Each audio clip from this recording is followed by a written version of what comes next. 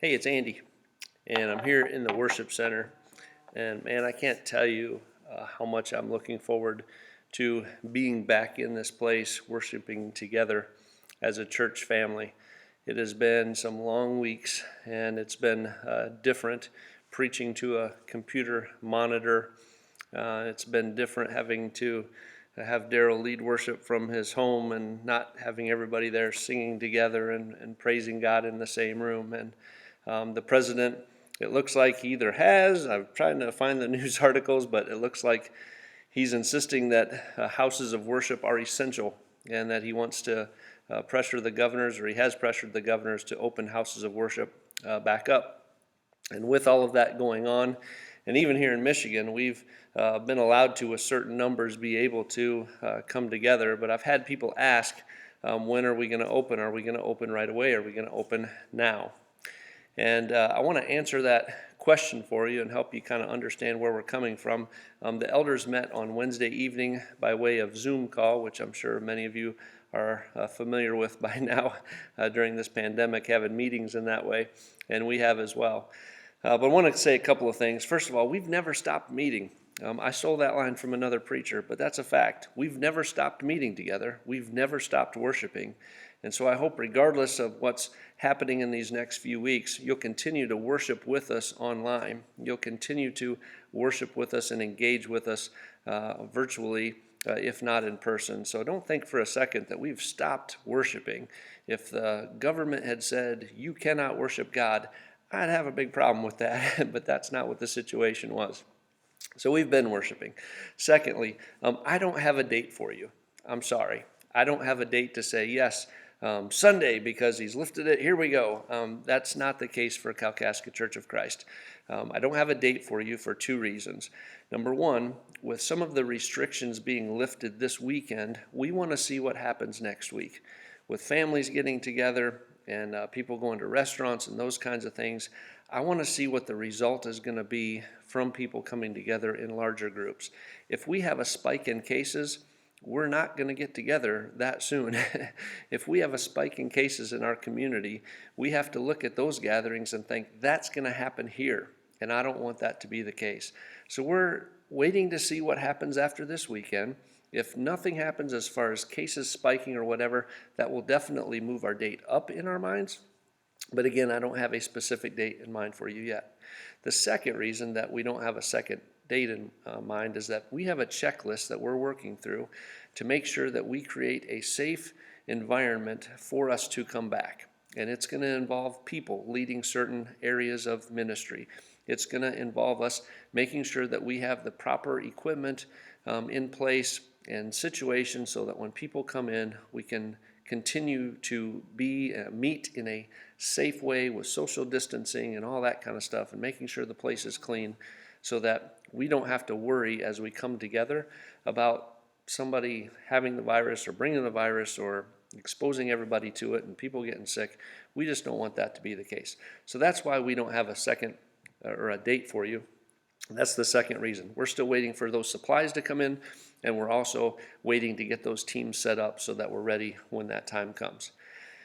During this whole thing, there's a balance that we have to strike. We want to be good citizens. We want to lead the way for our community by saying we're on board with our governing officials, as long as they're not going to tell us we can't worship God, which they're not.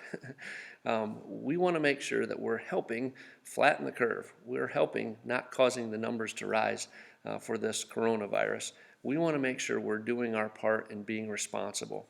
We also want to make sure that with all the folks that we have in that vulnerable age group, that we're not expediting them getting something that is going to be tough for their bodies to fight off. Now, if they say, hey, we want to meet because we miss everybody and they know the risks, that's up to them.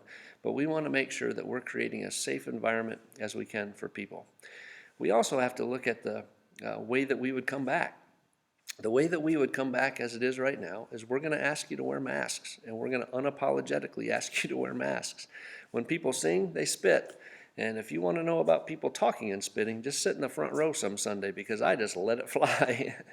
We want to make sure that we're creating distance in a way that people are not sharing, if they have this virus or any other virus for that matter, that they're sharing that with everyone in the church. And so we're going to ask people to wear masks. We're going to have hand sanitizer around as well.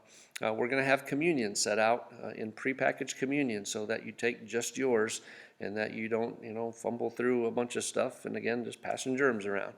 Offering will be by way of boxes that we have that people can put their offering. We're not going to pass any kind of offering plates or anything like that. There won't be any children's services.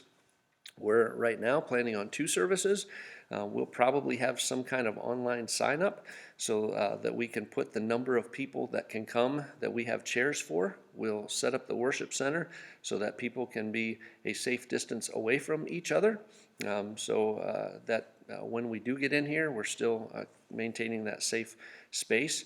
We're going to have first hour chairs and second hour chairs so that we don't have to disinfect chairs in between services.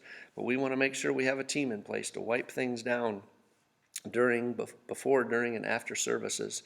We'll have people come in the main entrance and find their seats, and at the end of the service, we'll dismiss people by rows to go out the side entrances or side exits, and then the side exits of the building back out to the parking lot so as not to create any kind of unsafe space when it comes to our lobby. Our worship center is a great place where we can handle a lot of people even with a social distance. Our lobby is not. We can get jammed up in there pretty easily. So we're going to be asking you to do your part whenever this time comes, and so we need to all prepare for it. We need to prepare the worship team to say only as many as can keep a safe distance, and we need to make sure that everything that we're doing is creating a safe place for you to come back to worship. I wish I had a date for you. I don't.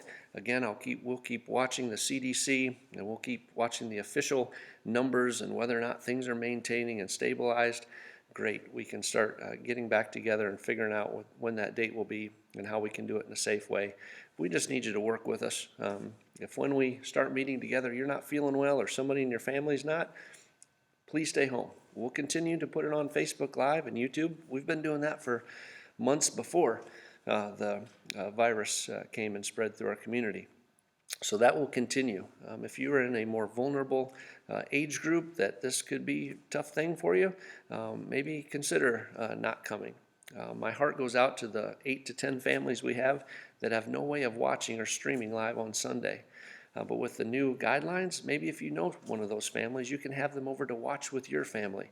And maybe it's a group of 6 or 8 of you. You can keep safe space and watch from your living room. Maybe that's a better way and a safer way for those folks to engage with us for the time being. When all this will be lifted, we can get back to quote-unquote normal, I have no idea. I wish I did. I really do. And I know churches are wrestling with this all around the country.